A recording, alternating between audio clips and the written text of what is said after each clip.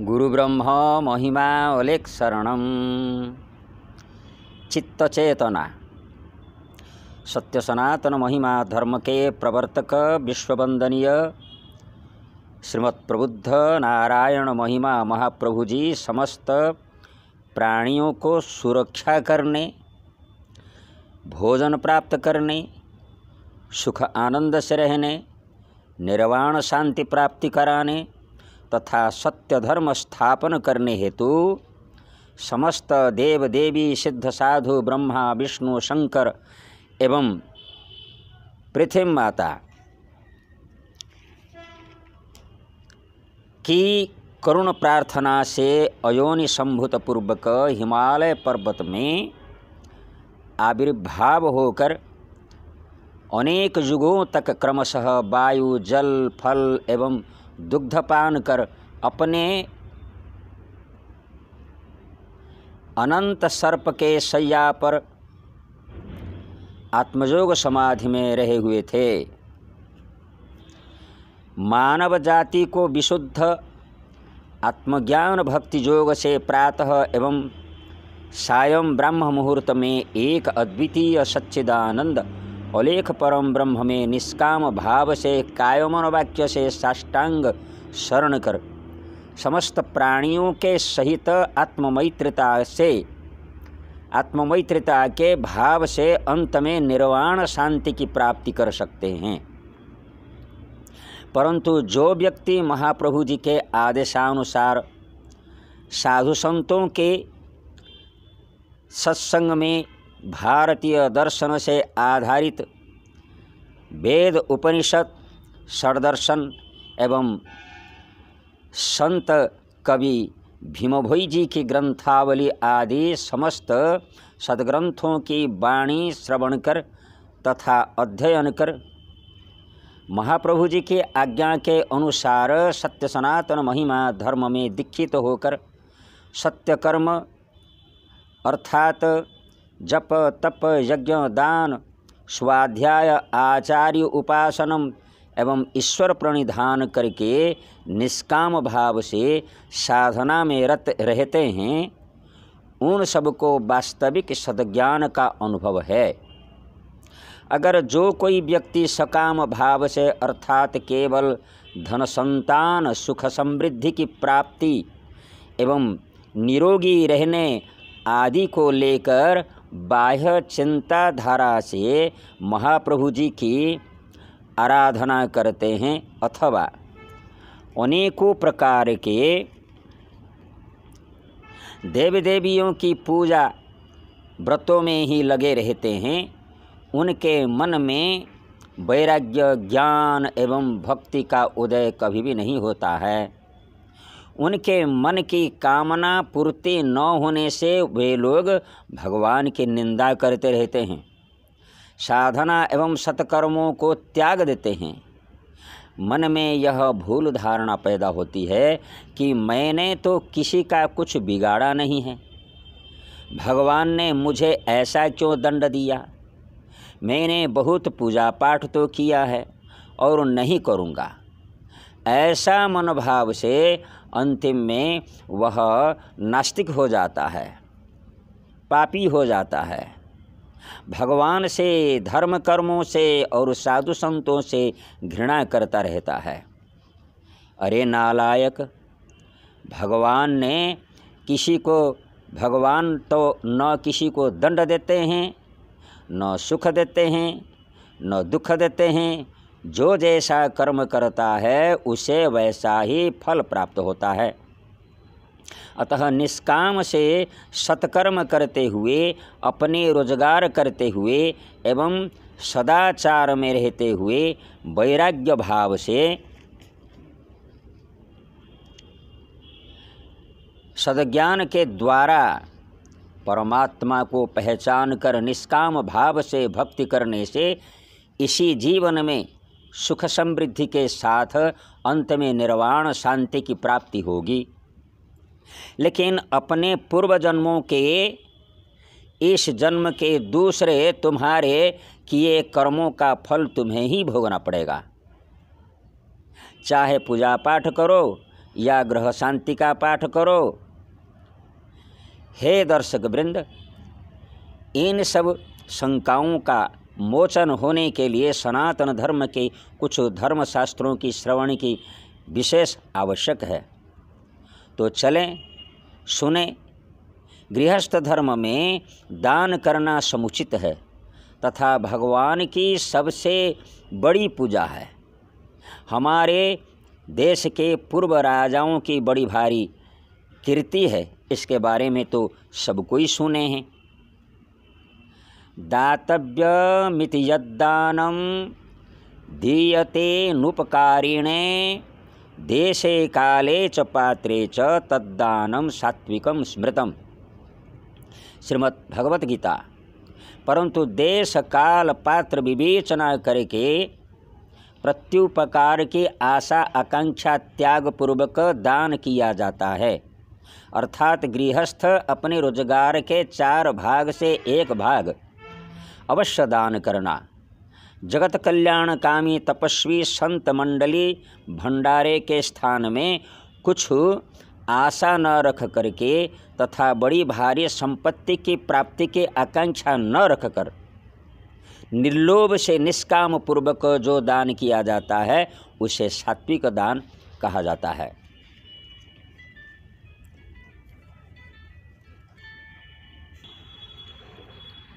अहिंसा सत्यम क्रोध स्तपोदानम दमोमति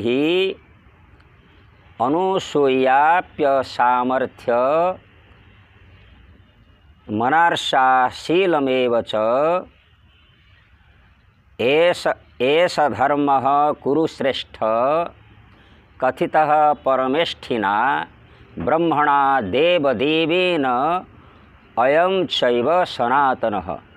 महाभारत शांति पर्व।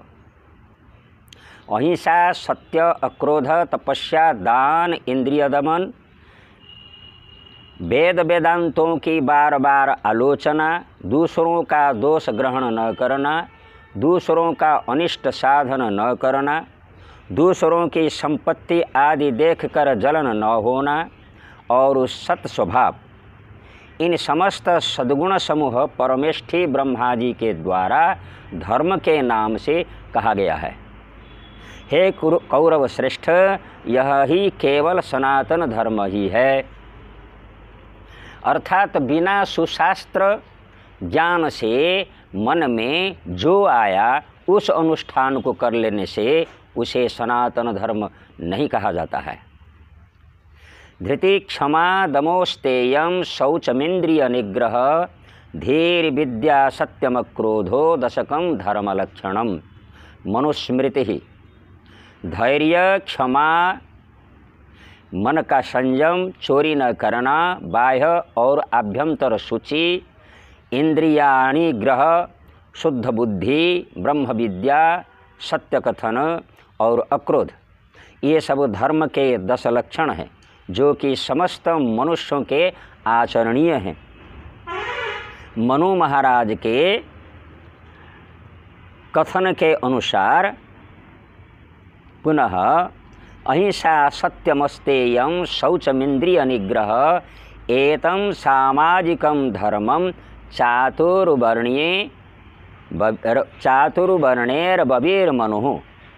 मनुस्मृति।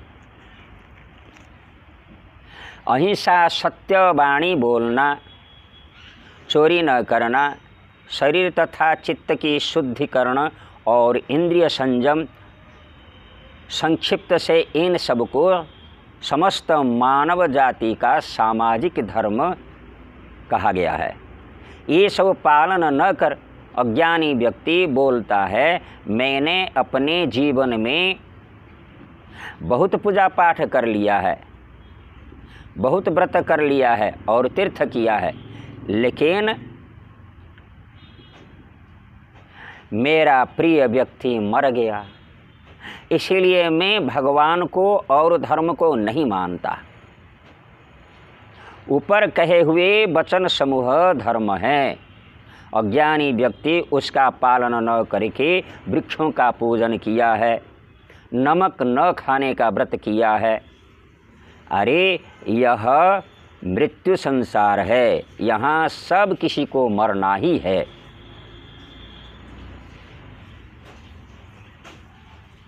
मृत्युर्जन्मवतां वीर देहेन सहजायते अद्य किं वा शताब्द्यन्ते मृत्युर्वै प्राणिनां ध्रुवम। श्रीमद् भागवत। मृत्यु और जन्म दोनों जांवला भाई की तरह है। आज हो या 100 वर्षों के बाद हो, मनुष्यों के जरूर मरना है। अनंत करोड़ जीवनों में 4 खान 84 लाख जोनियों में यह प्राणी भ्रमण करते हुए दुख सुख भोगते हुए चलता है। जरायुज अंडज स्वेदज उद्भिज जायु याश्च तरुविधः स्वस्वकर्मानुरूपेण जातास्तिष्ठन्ति जन्तवः। सर्ववेदांत सिद्धांत सार संग्रह। जरायुज अंडज स्वेदज और उद्भिज। जरायुज अर्थात माता के गर्भ के झोली से पैदा होने वाले पशु मनुष्य आदि। अंडज अर्थात अंडे से पैदा होने वाले मछली सांप पंछी आदि। स्वेदज अर्थात शरीर के मैल से पैदा होने वाले ढील आदि। और उद्भिज अर्थात तृण वृक्षलता आदि। ये सब 4 खान हैं। हे मानव, अब तुम अंदाजा लगा लो कि तुम किस खान के हो।